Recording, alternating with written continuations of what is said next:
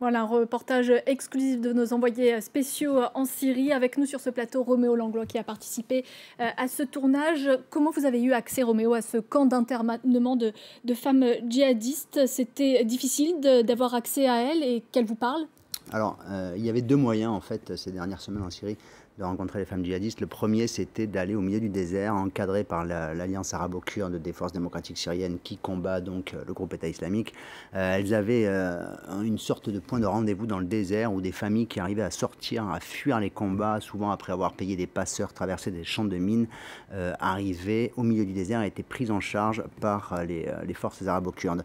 Ici, il y avait parmi ces civils de nombreuses femmes de djihadistes du monde entier. À ce moment-là, il était très difficile d'arriver à les faire parler puisqu'elles essayaient de se cacher, elles essayaient de se fondre dans la masse. C'est pour ça que nous avons réussi ensuite à demander un accès particulier à ce camp, donc le camp d'Al-Aoul dans la région de Hasakeh, aux forces arabo-kurdes, au FTS. Normalement, il est très difficile, il est même interdit aux journalistes d'aller filmer l'intérieur de ce camp. Nous avons une autorisation spéciale, il a fallu bien sûr parler avec les services de communication des FDS, il a fallu parler avec les organes de renseignement aussi de l'Alliance arabo-kurde qui nous ont autorisé spécialement à pouvoir entrer dans ce camp. Dans ce camp, effectivement, les femmes avaient besoin de parler. Certaines d'abord parce qu'elles étaient là depuis longtemps.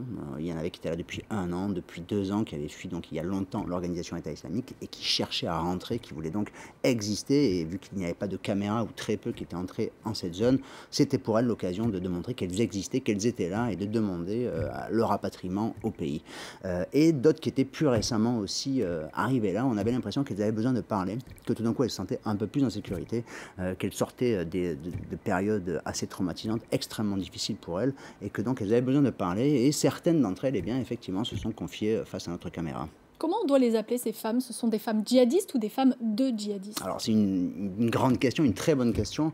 Des femmes de djihadistes, c'est sûr, dans le sens où les femmes qui ont décidé de faire ce qu'elles appellent la hijra, de partir dans ce qu'ils considèrent être la terre musulmane, la terre du califat proclamé, autoproclamé par Daesh, eh bien ces femmes n'ont pas beaucoup de choix. Elles sont là-bas, leur existence consiste ou à être mariées à des djihadistes, ou alors si leur compagne, leur mari viennent à défaillir, à tomber au combat par exemple, eh bien elles sont stockées dans des espèces de couvents que l'on appelle des madafas, le temps qu'elles soient remariées à un nouveau djihadiste pour revenir à la maison et avoir une vie de femme à la maison en général. Ces femmes disent que la plupart avec qui nous avons parlé disent qu'elles n'étaient pas mariées à des combattants, que leurs maris étaient plutôt des médecins. Elles sont rares, celles qui acceptent qu'elles ont vraiment épousé des combattants. Cela dit, la plupart des gens qui ont décidé de partir pour servir l'organisation État islamique, certains étaient ingénieurs, d'autres étaient informaticiens, certains ont participé, n'ont pas combattu, mais ont participé à la propagande du groupe. Donc tous ces gens-là sont considérés comme des djihadistes. Et ces femmes également sont considérées par les spécialistes comme des djihadistes. Elles savent où elles partent, elles savent qu'elles vont accompagner des hommes qu'elles considèrent comme des moudjahidines, même s'ils ne sont pas nécessairement combattants, et elles savent que leur rôle est d'enfanter, donc de créer une nouvelle génération de petits djihadistes et de propager l'idéologie du groupe État islamique. Donc la plupart des spécialistes de la question considèrent qu'on peut tout à fait qualifier ces femmes de djihadistes. Alors le statut qui est très intéressant, c'est de savoir si ces femmes sont des combattantes ou non. Et il faut savoir que le débat n'est pas tranché et il y a en gros 2 visions au sein de la mouvance djihadiste. Une vision plutôt classique, celle d'Al-Qaïda, pour qui les femmes ne doivent pas combattre. Les femmes ne sont pas amenées à combattre.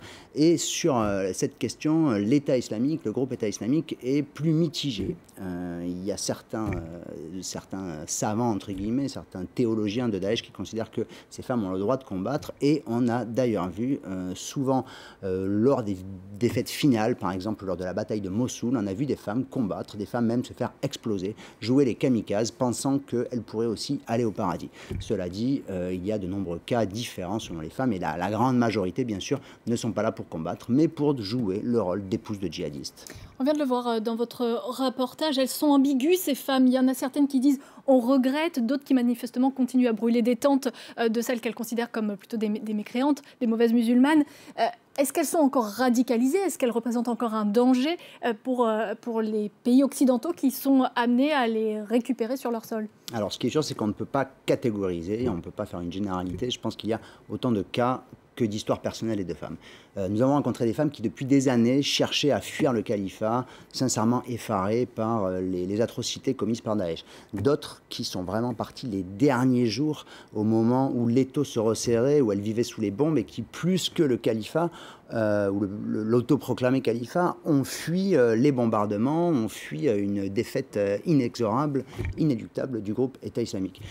Savoir si elles sont radicalisées, ce qui est sûr, c'est que la plupart continuent même si elles disent ne pas être avec Daesh, être contre les attentats suicides par exemple, elles continuent à avoir une pratique extrêmement littéraliste, extrêmement, que l'on qualifie souvent d'extrémiste, de la religion musulmane. Elles considèrent qu'elles ont fait leur hijra, la plupart disaient qu'elles avaient fait leur devoir en partant au califat. Certains disaient qu'il y avait des espions qui avaient sapé tout ceci, que c'était à cause de l'Occident, d'Israël, que vraiment donc... pour certaines d'entre elles, eh bien, c'était plus des agents extérieurs qui avaient en fait mis un terme à leurs rêves.